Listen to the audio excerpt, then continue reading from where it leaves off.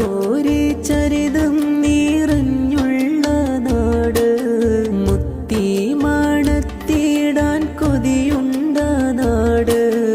ആ മുത്തിൻ നാട്ടിലായി എൻ പാദം പതിയാൻ, ആ നൂറിനോടെൻ്റെ സലാമൊന്ന് ചൊല്ലാൻ. കരഞ്ഞ് കരഞ്ഞ് റബ്ബോട് തേടി ഞാനെതിയതേകൂലേ,